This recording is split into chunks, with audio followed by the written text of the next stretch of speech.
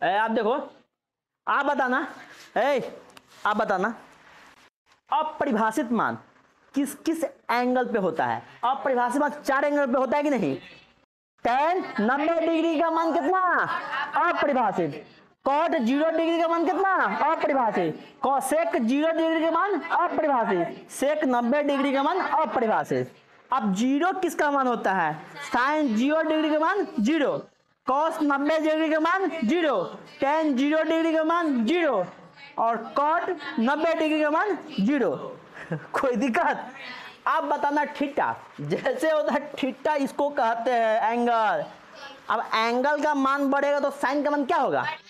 अब एंगल का मान जैसे जैसे बढ़ेगा, जैसे 30 से 45, 45 से 60, 60 से 90, एंगल जैसे जैसे होगा इस मान से अधिक कौन सा मान होगा? साइन 45। इसलिए कहा जाता है एंगल का मान जैसे बढ़ेगा साइन का मान क्या होगा? बढ़ेगा। साइन का मान क्या होगा? बढ़ेगा। अब बताना साइन का उल्टा क्या होता है? कोसेक होता है। साइन में यदि एंगल बढ़ाने पे साइन का मान बढ़ता है उसी होता है, उसी प्रकार कोसेक में क्या होगा? साइन का उल्टा कोसेक होता है। क्या होता है? डिग्री का मान जैसे बढ़ाएंगे कॉस का मान क्या होगा? कोसेक का मान क्या होगा? कोसेक का मान क्या होगा? घटेगा। कोई दिक्कत? इसीलिए कोसेक 30 बड़ा है कोसेक 45 से और कोसेक 60 छोटा है किससे? 45 से। आप देखो कॉस में जैसे एंगल का मान जैसे जैसे बढ़ेगा वैसे कॉस में मान घटेगा। कॉस में क्या होगा? मान घटेगा। जैसे कॉस 45 से बड़ा कौन होगा? कॉस 60 से बड़ा कौन होगा? कॉस 45। कॉस 90 से बड़ा कौन होगा? कॉस 60। आ देखो कॉस का उल्टा क्या होता है? सेक। जैसे एंगल का मान बढ़ता है वैसे सेक का मान क्या होगा? इसीलिए कहा जाता है सेक 90 का मान से छोटा किसका होगा? कॉस 60 का मान। इससे छोटा किसका मान होगा? सेक 45 का। इससे छोटा कौन होगा? आज चलना है 10 में। क्या चलना है? 10 में।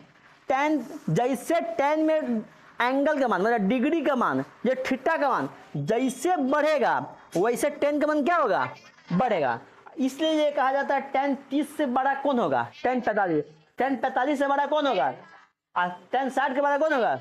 इसका मान आप देखो ध्यान से। 10 का उल्टा क्या होता है? कॉट। कॉट में कहा जाता है जैसे एंगल बढ़ेगा थीटा का मान बढ़ेगा वैसे क्या होगा? कॉट का मान घटेगा। इसलिए कॉट 90 से बड़ा कौन होता है? कॉस 60। कॉट 60 से बड़ा कौन होता है? कॉस 45। कॉट 45 ना। और कॉट 45 से बड़ा कौन होता है? आप बताना। ये इतना तो हो गया। अब चल रहा है sine. Sine A plus B का फॉर्मूला होता है sine A into cos B plus cos A into sine B. यहां साइन ए करेंगे कॉस बी होगा, यहां साइन कॉस ए करेंगे या क्या? साइन बी होगा। साइन 2a क्या है? 2a है। तो ये 2 पहले लिखा जाएगा तो इसका 2 गुने साइन ए गुने कॉस बी। साइन ए गुने यहां यदि b रहता यहां क्या हो जाता? b। यहां भी क्या होता? b।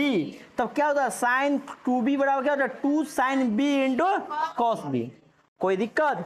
इतना जितना अब तक फॉर्मूला बताए हैं ये पूरा फॉर्मूला त्रिकोणमिति में पढ़ना है, याद कर, उसी के द्वारा सवाल बनेगा। इसके बाकी कोई फॉर्मूला याद नहीं करना है। कोई दिक्कत?